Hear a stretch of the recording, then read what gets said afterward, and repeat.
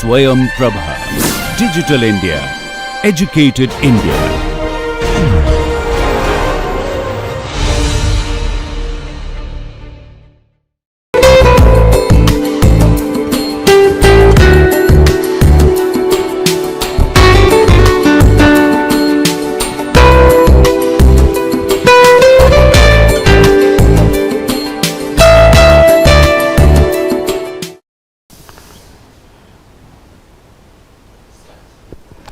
Hello friends, today we are going to talk about the world of visual culture.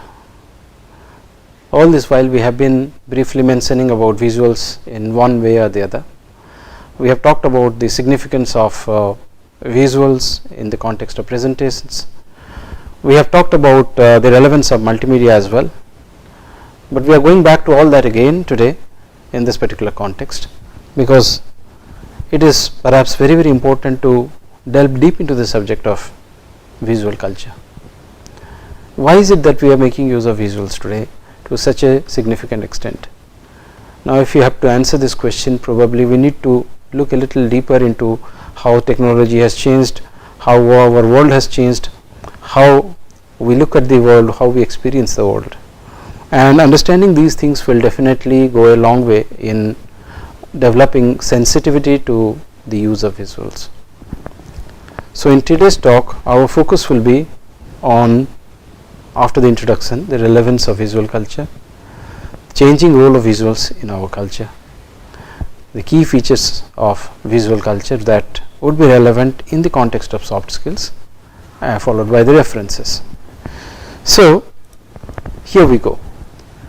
Now, I will be talking about these figures again and again, but if you look at these figures, this particular figure, you find that certain things look convex to us and certain things look concave to us. Okay. Now, the point is that if you ask this question, why is it that such a thing happens? Probably it will not be very easy to answer this question easily, because obviously the objects that you saw were neither convex nor concave. They were on a plane surface. They were photographs, or the objects that you saw was inside a photograph on a plane surface. So, why is it that we experience this kind of a thing? This is one dimension of visuals. Here is another example of another image. The first one on the left hand side is a Chinese script which we read from the top to the bottom, and the other one is an Arabic script which we read from the left to the right. What are the implications of the way we read things on the way we look at things? Now, this becomes very relevant in the context of advertising, because this relates to what is known as scanning bias, how we scan objects, in which direction we move, how do we move from one side to the other side or from the top to the bottom. How does that relate to the way we experience meanings of things when they are linked to one another? This is something which we will highlight when we look at the relationship of images, texts and music, the oral side, which we will be dealing with in the next few classes, but these are also relevant. If you are looking at this image, you find that it is not a square frame, but within a circle. Now, what is the significance of a circular frame as opposed to a square or a rectangular frame? What is a frame for that matter? What function does it play? Because framing is something within which we start looking. The moment we have a frame, we tend to look within the frame rather than outside the frame. When we break a frame, what happens? You are looking at me through a computer monitor. Right now you are looking at me through an oval or a circular frame. What do these things really mean? If you are looking at this particular image, you can see, you can experience distance, things moving away. How does it happen? On a flat surface, how do we perceive distance? This is another intriguing question which you would be asking yourselves. Or the concept of illusion, where, or a paradox for that matter, where the relationship between inside and outside is confused. If at some point of time this is the foreground and these clouds are the background, if you move in this direction, at this point this is the background and this, which apparently was clouds a little earlier, is the foreground. So, these are again issues which are interesting, problematic, exciting, and in this session and the next session we will be focusing on some of these aspects of things. More interestingly, we will be also looking at how is it that we experience the world of visuals, and we will be having a number of exciting interactive, let's say, surveys and activities through which together we will try to find out how we do it. So I am sure that you will find it interesting, and I definitely implore all of you to do those surveys, because they are going to be very exciting. The findings are also going to be equally exciting when we together share whatever we have learned about how we experience visuals, how visuals manipulate our understanding of meaning, and we get it linked to some of the other things which will happen later, like persuasion, manipulation, and all those kinds of things, which is very much a significant component of advertising, which is essentially dominantly either visual if it is a print media, if it is a tabloid, if it is print media, or it is dominantly multimedia if it is anything else like the television, the computer screen, and so on and so forth. Now here, for instance, you have something which is again known as illusion. This line looks much larger than the line below. Why does it happen? And these are questions that we might answer as we proceed. However, before we go into the visuals and the way that visuals make sense for us, which is what we will be doing in the next session, let's get a basic understanding about visual culture. Because as I told you a little earlier, visual culture is something which has dominated the 20th part, the last part of the 20th century, and right now we are in the midst of visual and multimedia culture. I will just start off with a small anecdote. 18 years back, when I joined this institute, at some point of time I heard about a VGA card being installed somewhere, and this gave us a glimpse into actually being able to record, edit, and modify videos and to generate animations. In those days it was a very, very exciting thing, and in our entire institute maybe there were just 1 or 2 places where this facility was available. Now let's come fast forward 18 plus years and look at our generation next mobiles, and we find that the entire concept of generating an image, manipulating that image, editing that image is, or rather generating a motion picture. So generating an animation or generating a video and manipulating and playing around with that video using that small device is something which is a child's play. Even our young kids can do that. So the technology has significantly come forward and is rapidly, exponentially increasing and growing, and there must be some underlying reasons for that. So in today's talk, which will be slightly brief, it will be brief compared to the next one where we will be elaborating the things that we saw just a few minutes back. We will be asking these questions as to what is happening in today's culture, which is to begin with visual and gradually becoming more and more multimedia. So some of the statements that I am making over here based on the ideas evolved by many theorists who talk about visual culture are some of these concepts we will just quickly touch upon, and let's see what they tell us about ourselves. One of the things that happens is that modern life takes place on screen. What exactly does it mean? It means that our experience of the visual to a very great extent is mediated or interfaced by either a television screen, a computer screen, or a digital mobile screen, or whatever.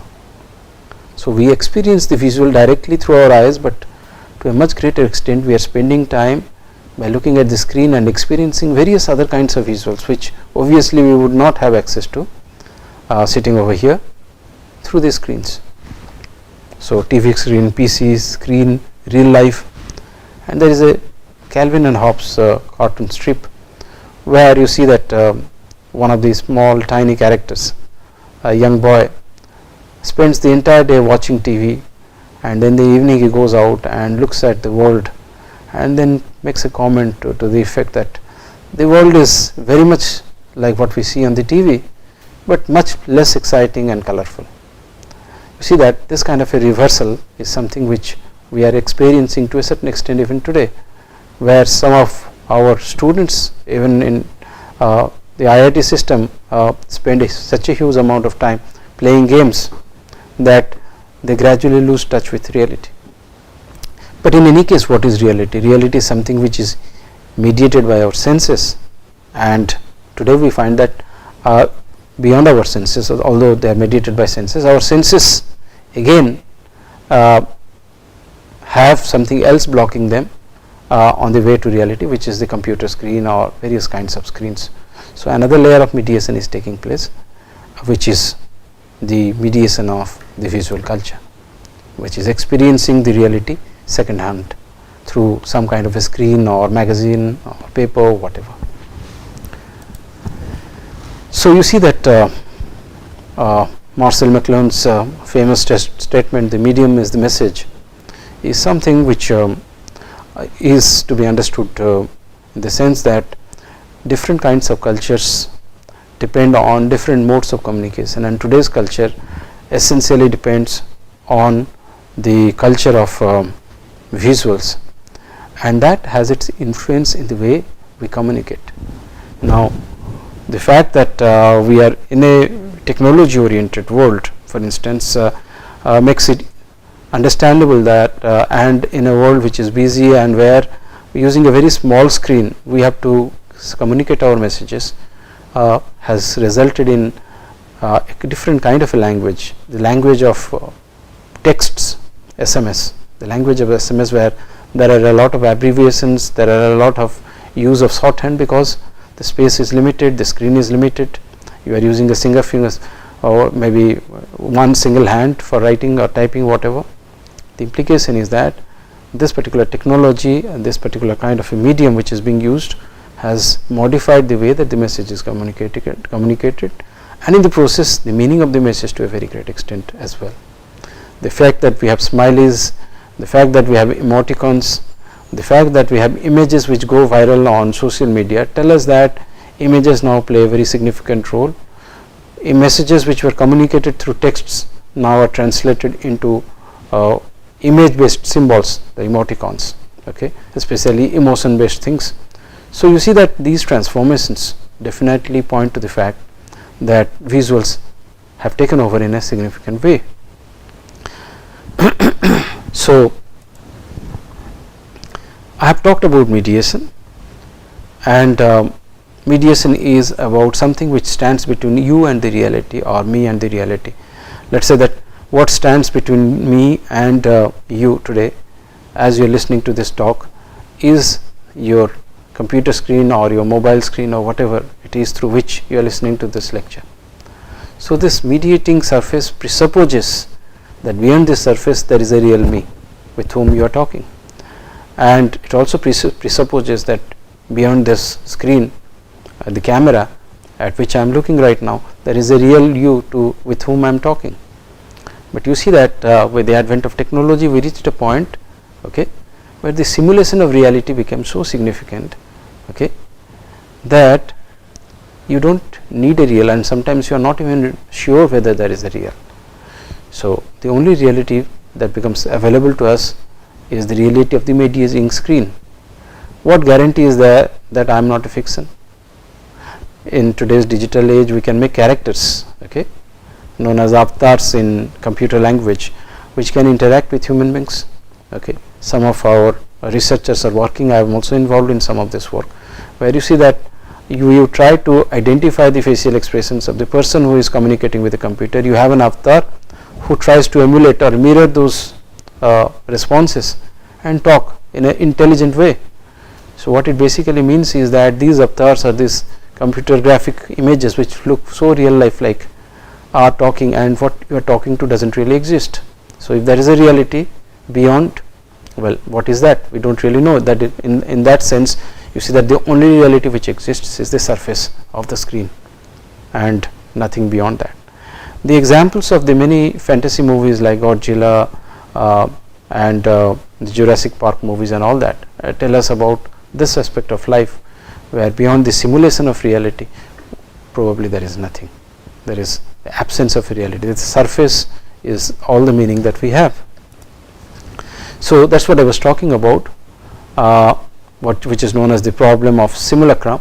This is a term to indicate that simulation of reality is the only reality which is sometimes presented to us, because human beings have a tendency of searching for meaning, and when we search for meaning, the language or the communicating medium becomes the surface through which we try to penetrate and reach to some ultimate meaning. But in today's world, very often the surface is the only meaning that is available to us. This can have bewildering consequences, as I just shared with you, that some of our students, very few luckily, are so addicted to let us say multi-user games that they have to go for a de-addiction, they have to meet psychiatrists or counselors, because they are disoriented and they live in a different world, a world which does not exist outside of the realm of the television or the computer in which they are playing the game. So these are interesting things that emerge. Here is an example of a simulacrum, absolutely lifelike, an image which looks more real than any photograph that is possible, but which is actually an animation, a creation which is it's an illustration created using light wave 8, and it's more than almost 11 or 12 years old. At that point of time, you find that we could generate such lifelike images which are more real than real images. Okay. So now, having discussed all these things, if you ask the question, what is visual culture, then the immense amount of visuality that we are involved with and have to interpret to make sense of, make everyone from film critics to sociologists interested in it, what emerges is a visual culture. Visual culture is something within which we are submerged, we experience it every day of our lives without being conscious of it. However, if we develop a certain degree of sensitivity to certain aspects of visual culture, then it gives us a certain insight into how we communicate through visuals, and obviously we are in a better position and we can become more effective communicators, and thus it would help us with our soft skills in various ways. Now you see that as I told you a little earlier during the introduction, we will be looking at certain elements of visual culture. One of the interesting elements about contemporary visual culture is sometimes seeing is not knowing, and this has direct implications relationship with the concept of simulation, as well as the fact that very often the image is not the truth. The image can lead to deception, to illusions. So examples, there are many examples. The smart bombs of Gulf War, which kind of looked like the smart bombs of Gulf War bombarded many tankers, bunkers and various kinds of things, which were actually rubber floats, rubber blow-ups. So what basically happened was that an illusion of actually destroying things was what was created in the early phase of the war, and actually nothing was being destroyed.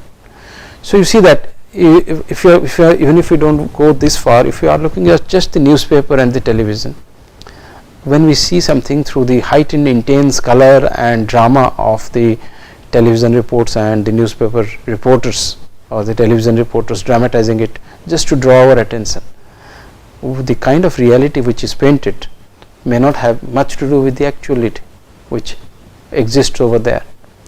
So you see a city being presented in a particular way and you feel that the city is very much like that, but when you go to that city you find that it is very different from what has been painted through the media screen, okay, through the television, to advertising and things like that. So you see that we had traditionally a very strong belief that what you see is what you believe. We even have a phrase which tells us seeing is believing. On the other hand, today's reality is seeing is not believing. We live in a world of illusions. Okay, so this becomes very, very important for us to realize. One of the other things which I would like to touch upon is that someone is always watching and recording. We live in a visual culture where we are perpetually being watched. This watching could relate to voyeurism, to pleasure. It could relate to surveillance, where people, conscious citizens, are watching one another, capturing videos of anything which is suspicious, so that every time some untowardly thing happens in the news you can see some mobile phone having captured the event, maybe a crash of a plane or whatever.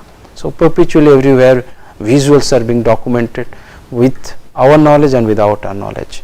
So we are not only visible, we kind of indulge in this visibility, and we use it in two different ways. One for pleasure, in visualizing ourselves and visualizing others, and the other one is for surveillance, in watching ourselves and in watching others. Okay, so this has interesting implications. Now you find that seeing is related to power and knowledge, because in the earlier tradition you see that visibility of things, if you are in a position to see things, you are powerful. But more important, in the earlier tradition, if other people see you, they get an idea about your power.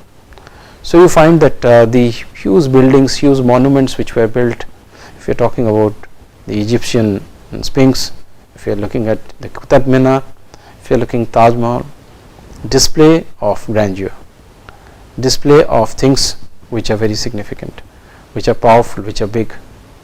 On the other hand, in today's culture, another kind of power has come, the power of watching others without yourself being watched. You have various kinds of surveillance cameras almost everywhere today. Today you can even get a surveillance camera for 4,000 to 5,000 rupees, which you can place inside your home to watch maybe a specific room and what is happening there. So this ability to be invisible yourself while watching others is a new kind of a power which has suddenly emerged as very, very powerful. If you remember H.G. Wells' story about the invisible man, you would also realize that in that particular novel, the man after his invisibility turns evil, because invisibility gives him an immense amount of power. When nobody can see him do things which you see that in a society would be taboo, some things which somebody would stop him from doing. And the same thing is taken forward into films when we have The Hollow Man, where the same thing is again repeated, how invisibility leads to power and power leads to evil. So that dimension of things is also something which is very much there. However, I would like to quickly share with you that such a tradition is fairly recent, maybe last 40 to 50 years. Prior to that, we had a tradition of texts where texts dominated and images were subservient, and still before that, if you are looking at the Indian tradition, we had a strong dependency, if you are looking at the very early tradition, on Shruti, on hearing, on the auditory senses, on memory, remembering by listening to things and memorizing things. And you find that it was in that tradition that the Vedas were transmitted by word of mouth, known as the oral tradition. So that was a tradition where things happened in a different way. In oral tradition, history got, I would say, transformed into wisdom which was timeless, atemporal. So we have a lot of difficulty in identifying dates when we look our ancient scriptures, even stories, history, if you can call it history, or itihas, if you can call it that. It's very difficult, because if in the oral tradition, the absence of written documents and dating and other kinds of techniques were not considered significant. On the other hand, if you are looking at the written tradition of the Greeks, there you find a distinctive temporal approach to things, where time and a linear time where things happen one after the other are documented systematically, and we have a strong sense of history, the European sense of history, which is essentially a linear chronicle of what events happen one after the other. On the other hand, if you are looking at the Indian tradition, it is a tradition of recurrence. So the points which are noted down, points which are jotted down, are not unique, but the ones which are persistent, which are cyclic, which will come back and again and again, leading in the direction of wisdom, that these things are within quotes universal, which persist. So having talked about that, let us quickly talk about a few other things. The first being seeing versus visualizing. When I see something, that thing has to be visual. That is, I am seeing you, I am seeing the camera, I am seeing the PowerPoint right now. This is seeing. But if, let us say that the heart is experienced, okay, where the heartbeats are translated into waves, or if the various activities of the brain are translated into waves, then you see that other senses are getting transferred into visuals. So what exactly is happening over here? We find that things which are not visual are also translated into visuals. The heartbeat is not a visual thing, but we visualize things which are not visual. So the difference between seeing and visualizing, I hope, becomes clear here. We live in a culture where almost everything we tend to visualize. All the medical devices use various kinds of things like ultrasound and other kinds of technologies, so that we can finally see some kind of a graph or an image. Brain scanning methods do that, and EEG or ECG measure the different impulses, whether they are vibrations or they are electrical impulses, as I have already shown you on the screen. So this is the difference between, this is where you see that visuals have today become so dominant that we are visualizing or translating into visuals things which are not necessarily visual. The computer screen and the entire technology behind it is in fact an example of that, because when Windows came, prior to that we had DOS, we had inputs which were textual inputs, but with Windows we had visual inputs, we had iconic inputs, and that kind of totally transformed the way that computers came down from the high citadels of universities and have become so commonplace, so powerful, that even the youngest of kids uses a processor and a machine which is maybe 100 or 1,000 times as powerful as some of the early machines of the 1960s and 70s, which used to take up many rooms in universities where computer science was being taught.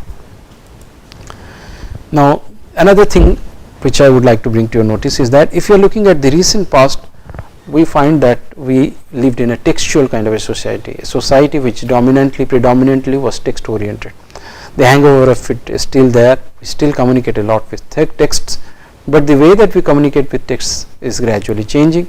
It is becoming more visually oriented, as I told you a little earlier. It is becoming abbreviated, ungrammatical. A new kind of text is emerging in this world.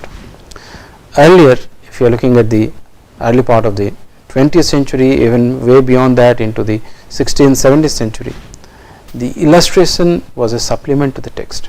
Today the text is a supplement to the illustration. The illustration was a supplement to the text. Yes, the text is a supplement to the illustration. So here is an example of a poem by William Blake, and you can see the poem over here, and you have illustrations. Obviously the poem is very important, and you have this printed elsewhere, and the illustration is what you find is incidental. Even without the illustration you can read the poem. But look at this particular advertisement by Calvin Klein, where you see that the only thing that is highlighted is the watch and nothing else. The text is subservient, so the roles have been substituted. So let us take a case study of two advertisements to make this point a little more elaborately. If you are looking at this 1925 advertisement of Lux, then you find that there is a huge amount of text. The text is in the form of a narrative, a storytelling, and the illustrations supplement the story. What happened to Thomas Edison, the young Thomas Edison, is elaborated over here. On the other hand, if you are looking at the 1980s, you find that the image dominates and the text is just one line, and the small text is something which you cannot read. So what a significant amount of difference has happened today. And if you are looking at the spot ads today, most of them tell stories, okay, and certain things related to the advertisement we will not discuss here, but the point that I am trying to make is that visuals and then multimedia dominate, and spot ads dominate today, and in many cases even the print ads kind of refer to the spot ads. So if you have seen the spot ad, if you are looking at the print ad, you will be able to make sense of it. That is the degree of linkage between a print and the multimedia that happens today in our daily lives. The other interesting thing about visuals today is interactivity. We can interact with the visual, and the visual can be animated, getting an additional dimension to it. Even texts can be animated, thus developing a visual quality about them. And you see that interactivity has become a key motto. So, this is another dimension of the visual culture today, that the visual is not passive as it was in the 1980s or 90s. Today it is something where you see that interactivity is very, very important. You are able to pause or play, you are able to repeat whatever I am speaking right now, you are able to stop it, go back to another lecture or move forward to another lecture. This interactivity, the playfulness of the entire thing in a visual medium is another distinctive feature which we find in the visual culture today. Now, you see that I would like to touch upon just a few other issues quickly, one of them being that the image is everything today. The image in the early traditions was holy, sacred, sanctified, and precious. Portraits used to be painted, then came photography which mechanized the entire process, and today you see that even the process of photography and the delay in developing a photograph is no longer there. Photographs have become instant, they are captured instantly, they are transmitted instantly. So, the image has become a part of everyday life. The text earlier was a part of everyday life. Very often people used to take notes. Today I find that many people start recording either through use of audio or video a talk which is taking place, rather than taking notes, rather than listening carefully, where memory plays an important role. So, you see that that is where we are moving, that is the direction in which we are moving. I will skip this, you can see it in the slide that the functions have been transformed. Okay, from holy it has become commonplace, from sacred it has become ordinary. These changes have taken place. But the last point I would like to make is that in this particular context, the Matrix trilogy kind of drives from the point of taking us to an extreme where somebody lives in the world of virtuality. What I am trying to share with you friends is that the visual world has gradually given way to the virtual world, and we have started immersing in the virtual world. Being in the IIT system, being a part of one of the oldest IITs in the country, we are getting exposed to new technologies and people coming with concepts of immersive technologies which even they are planning to set up in different places, which implies that you live in a virtual world, or a virtual world is created for you. For instance, we are exploring that for our Nehru Museum, where you see that your experience of the visual or the experience of the virtual is so lifelike that you forget that it is a virtual medium, you become immersed in that virtual medium. This is the new immersive technology which is coming, something which is shown in its most mature and extreme form in a film, in a movie like The Matrix, where you see that your virtual identity and your real identity cannot really be segregated or separated. It is fine that we are aware of these issues, we are aware of these very interesting dimensions of visual and from visual the virtual culture, but it is also very important to know that these are leading us inevitably in a direction which is very, very different from the world that we experienced as young kids, and the more we proceed, the more we move in the direction of an immersive world. However, how to make sense of this immersive world, how to make sense of this visual world, how to play around with it, experience it, manipulate it to make for more effective communication, more impressive communication, is something which we will touch upon in the next talk. Thank you.